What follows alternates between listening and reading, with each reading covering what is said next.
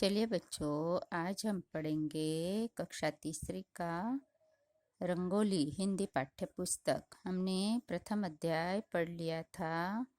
आज हम पढ़ेंगे अध्याय दूसरा। अध्याय का नाम क्या है? गुरु भक्ति, टीचर डिवोशन।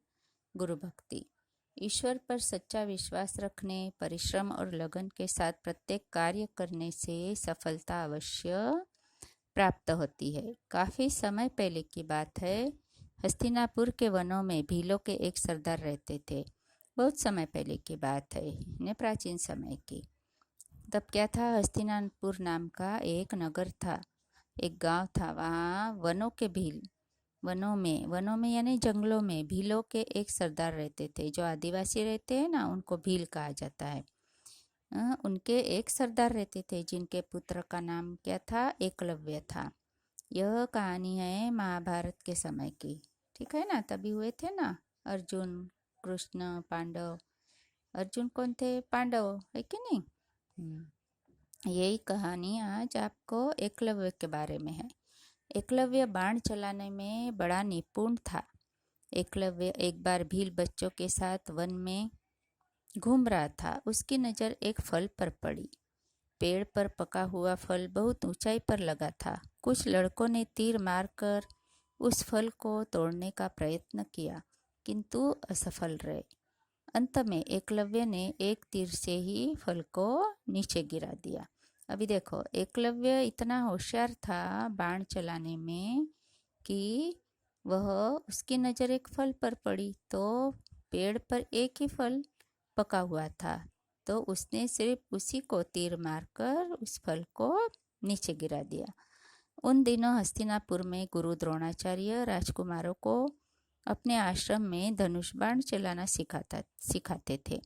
द्रोणाचार्य उस समय धनुर्विद्या के गुरु थे। उनकी ख्याति दूर दूर तक फैली हुई थी, है कि नहीं? उनकी बहुत प्रसिद्धि थी। एकलव्य ने भी द्रोणाचार्य से धनुष बाण चलाना सीखना चाहा, परंतु एकलव्य गुरु द्रोणाचार्य के आश्रम में पहुंचा।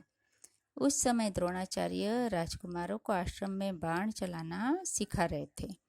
सभी राजकुमारों को एक एक करके एक गोल चूड़ी के भीतर से बाण चलाकर चिड़िया की आंख पर निशाना साधना था, लेकिन कोई भी राजकुमार ठीक से निशाना नहीं लगा पाया। तब यह कौरव पांडव के समय की बात है। उस समय उनके गुरु कौन थे? द्रोणाचार्य। वे उनको क्या सिखाते थे? बाण चलाना, धनुर्विद्या सिखाते थे, धनुर्विद्या। तो उस समय एकलव्य भी है उनके आश्रम में कि भाई मुझे भी आप भी मेरे गुरु बन जाओ और मुझे भी बाण चलाना सिखाओ, धनुर्विद्या सिखाओ। तब वहाँ पर वे चारों राजकुमार एक एक करके गोल चूड़ी के भीतर से बाण चलाकर चिड़िया की आंख पर निशाना साधना था उनको, लेकिन कोई भी राजकुमार ठीक से निशाना नहीं लगा पाया। तब द्रोणाचार्य ने एकलव्य से पूछा, क्या तुम इसी तरह इस चिड़िया पर निशाना लगा सकते हो? तब एकलव्य ने उत्तर दिया, जी हाँ, मैं निशाना लगा सकता हूँ। और एकलव्य ने चिड़िया की आंख पर सही निशाना लगा दिया। एकलव्य ने अपनी इच्छा गुरु द्रोणाचार्य के समक्ष प्रकट की। गुरुजी, मैं आपका शिष्य बनकर धनुष बाण विद्या सीखना चाहता हूँ। तब एकलव्य ने अपनी इच्छा उनको बताई कि गुरुजी, मैं आपसे धनुर्विद्या सीखना चाहता हूँ, क्या आप मेरे गुरु बनेंगे? तब गुरु द्रोणाचार्य बोले, मैं राजकुमारों को ही विद्या देने के लिए वचनबद्ध हूँ। एकलव्य बोला। तब गुरु द्रोणाचार्य ने क्या कहा कि मैं सभी को नहीं सिखा सकता, मैं सिर्फ राजकुमारों को ही सिखा सकता हूँ। एकलव्य बोला, मैं तो मन में आपको अपना गुरु मान चुका हूँ, परंतु मुझे आपकी कृपा प्राप्त न हो सकी। तब एकलव्य ने क्या कहा कि गुरुजी, मैं तो आपको अपना गुरु मान चुका हूँ, मैं आपका शिष्य बन गया हूँ, ठीक है, लेकिन आपकी कृपा मुझ पर नहीं हो सकी। यह कहकर वह वहाँ से चला गया। एकलव्य ने वन में मिट्टी से द्रोणाचार्य की प्रतिमा बनाई और वहाँ बाण चलाने का अभ्यास करने लगा। थोड़े ही दिन में वह बाण चलाने में और भी अधिक निपुण हो गया। एक दिन सब राजकुमार जंगल में शिकार खेलने गए।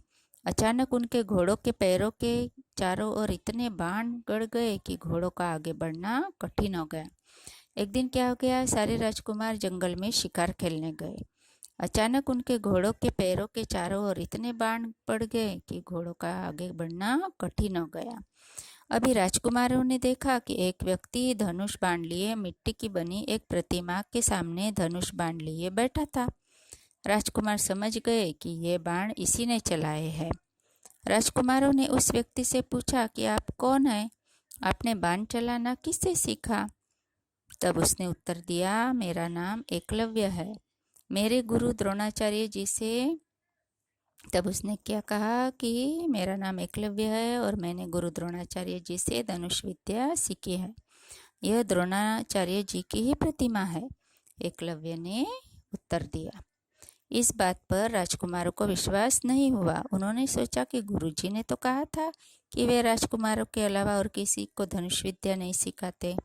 अर्जुन एकलव्य की धनुष विद्या देखकर बहुत दुखी हुए, क्योंकि वह अपने को धनुष विद्या में सबसे निपुण मानते थे। राजकुमारों ने हस्तिनापुर लौटकर यह बात गुरु द्रोणाचार्य को बताई।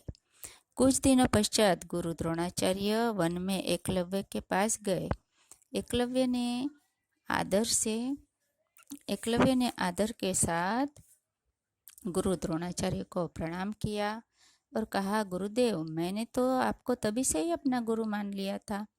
आपकी प्रतिमा बनाकर उसे ही अपना गुरु मानकर मैंने बाण चलाना सीखा है। मेरी धनुष विद्या की सफलता आप ही की कृपा का फल है। द्रोणाचार्य कुछ देर तक विचार करते रहे। फिर उन्होंने सोचा कि मैंने तो अर्जुन को आशीर्वाद दिया था कि उस जैसा बाण चलाने वाला संसार में कोई दूसरा नहीं होगा, लेकिन एकलव्य तो अब अर्जुन से भी आगे निकल चुका है। द्रोणाचार्य बोले, मैं तुम्हारी विद्या से बहुत प्रसन्न हूँ। तुम मुझे गुरु मानते हो तो मुझे अपनी गुरु दक्षिणा दो। एकलव्य ने हाथ जोड़कर कहा, गुरुजी, आप जो भी आज्ञा करें, मैं वही गुरु दक्षिणा देने को तैयार हूँ। द्रोणाचार्य बोले, मुझे गुरु दक्षिणा में अपने दाहिने हाथ का अंगूठा दे दो। एकलव्य ने बिना सकुचाए अपने दाएं हाथ का अंगूठा काटकर गुरु द्रोणाचार्य के चरणों में रख दिया। एकलव्य की तरह लगन व परिश्रम से विद्या सीखने वाला व गुरु भक्ति वाले बहुत कम ही लोग मिलेंगे। सच्ची लगन व कठोर परिश्रम से बड़े बड़े काम सफल हो जाते हैं। इसलिए बच्चों, तुम भी एकलव्य की तरह लगन व परिश्रम से विद्या सीखो, तभी तुम अपने कार्य में सर्वश्रेष्ठ बन सकते हो। अभी यहाँ पर ये आपका अध्याय पूर्ण होता है। अभी चलेंगे शब्दार्थ में। Word meaning. प्रतिमा यानी मूर्ति, आइडल। परिश्रम यानी मेहनत, हैंडवर्क, हार्ड वर्क। सर्वश्रेष्ठ यानी सबसे महान, ग्रेटेस्ट। विश्वास यानी भरोसा, बिलीव। वचनबद्ध यानी वचन में बंधा हुआ, बाउंड इन वर्ड्स। सकुचाना यानी हिचकिचाना, हेजिटेशन। निपुण यानी कुशल, परफेक्ट। प्रयत्न यानी कोशिश, ट्राई। ख्याति यानी यश, फेम। आश्रम यानी कुटी, हट। निशाना यानी लक्ष्य, टारगेट। शिष्य यानी शागिर्द, प्यूपिल। चलिए अब अभ्यास, एक्सरसाइज में चलिए। सही विकल्प पर सही का निशान लगाइए। गुरु का नाम था, क्या नाम था गुरु का? द्रोणाचार्य, इसलिए पहले बॉक्स में सही का निशान लगाएंगे। दूसरा, कुछ दिनों पश्चात गुरु द्रोणाचार्य गए, किसके पास गए? एकलव्य के पास। मौखिक, भीलों के एक सरदार कहाँ रहते थे? भीलों के एक सरदार हस्तिनापुर के वनों में रहते थे। एकलव्य ने किससे बाण विद्या प्राप्त की? गुरु द्रोणाचार्य की मूर्ति से।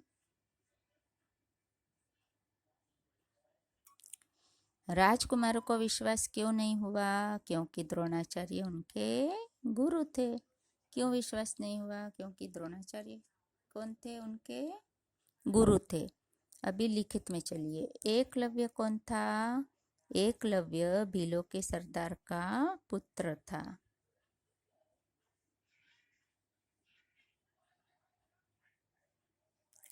दूसरा है द्रोणाचार्य कौन थे और वे आश्रम में किसको धनुष बाण चलाना सिखाते थे? द्रोणाचार्य धनुर्विद्या के गुरु थे। वे राजकुमारों को धनुष बाण चलाना सिखाते थे।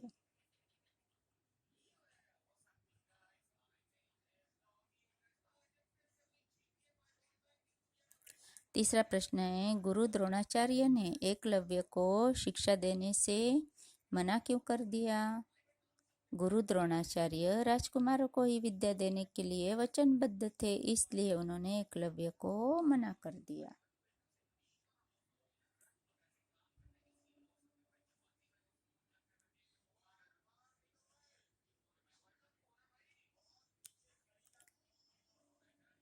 चौथा, एकलव्य ने धनुर्विद्या किस प्रकार सीखी? एकलव्य ने गुरु द्रोणाचार्य की मिट्टी की प्रतिमा बनाकर और धनुर्विद्या सीखी।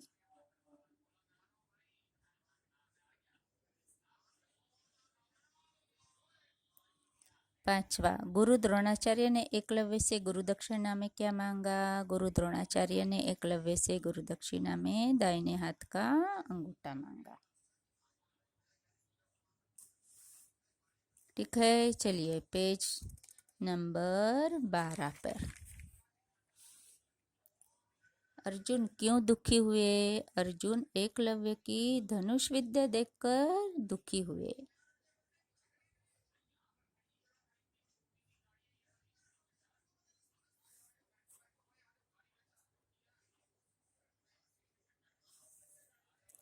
सातवां है, गुरु द्रोणाचार्य ने अर्जुन को क्या आशीर्वाद दिया था? अर्जुन के समान बाण चलाने वाला दूसरा कोई नहीं होगा। आठवां, इस कहानी से हमें क्या प्रेरणा मिलती है? सच्ची लगन व कठोर परिश्रम से बड़े बड़े काम सफल हो जाते हैं। अभी उसके बाद है रिक्त स्थान। दिए गए कोष्टक से सही शब्द चुनकर रिक्त स्थानों की पूर्ति कीजिए। पहला है, एकलव्य बाण चलाने में बड़ा क्या था? निपुण था। देखिए दो ऑप्शन दिए हैं, एक निपुण और साहसी, तो क्या था? निपुण। फिर दूसरा है खाली जगह, उस समय धनुर्विद्या के गुरु थे, कृपाचार्य द्रोणाचार्य, तो क्या लिखेंगे? द्रोणाचार्य। फिर तीसरा है, कोई भी राजकुमार, कोई भी खाली जगह ठीक निशाना नहीं लगा पाया, राजा या राजकुमार? राजकुमार। एकलव्य ने खाली जगह की आंख पर सही निशाना लगा दिया। किसकी आंख पर? बाज या चिड़िया? तो चिड़िया। पांचवा, मुझे गुरु दक्षिणा में अपने खाली जगह हाथ का अंगूठा दे दो, दाहिने या बाएं? तो दाहिने। यह द्रोणाचार्य जी की ही खाली जगह है। क्या है? प्रतिमा या तस्वीर? तो प्रतिमा। एकलव्य ने एक तीर से ही खाली जगह को नीचे गिरा दिया। किसको गिरा दिया? फल को। आठवां, मैं खाली जगह लगा सकता हूँ। क्या लगा सकता हूँ? निशाना। अभी है सही वाक्यों में सही और सत्य और असत्य में गलत में असत्य। तो पहला है, एकलव्य एक राजकुमार था, तो ये क्या आएगा? असत्य। दूसरा है, गुरु द्रोणाचार्य की ख्याति दूर दूर तक फैली थी, इसमें क्या आएगा? सत्य।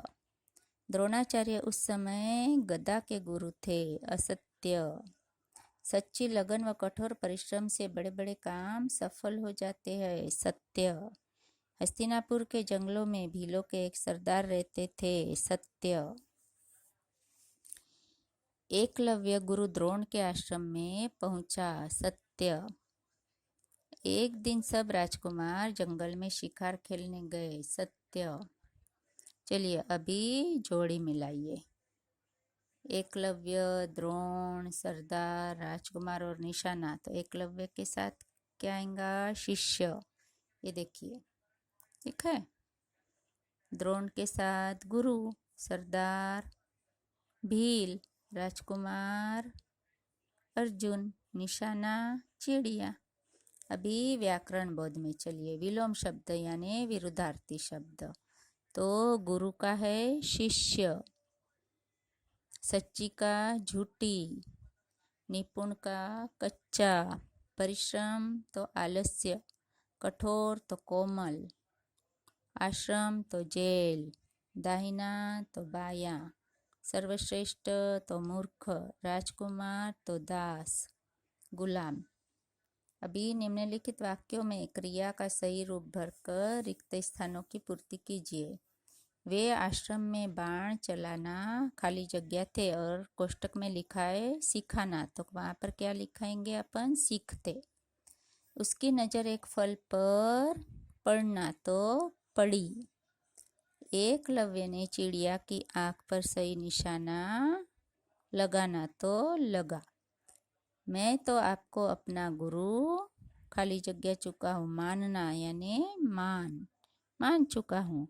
इस बात पर राजकुमारों को विश्वास नहीं होना, यह तो उसमें क्या लिखेंगे? हुआ। अभी शब्द समूह के लिए एक शब्द लिखना है। परिश्रम करने वाला परिश्रमी, तो उसके नीचे है विद्या ग्रहण करने वाला विद्यार्थी। तीसरा है धनुष बाण चलाने वाला धनुर्धारी, ठीक है ना। फिर है शिक्षा देने वाला शिक्षक, राजा का पुत्र राजकुमार, जंगल में रहने वाला भील, घोड़े पर बैठने वाला घुड़सवार। फिर है शब्द युग्म, सही शब्द पर गोला खींचिए। ये देखिए,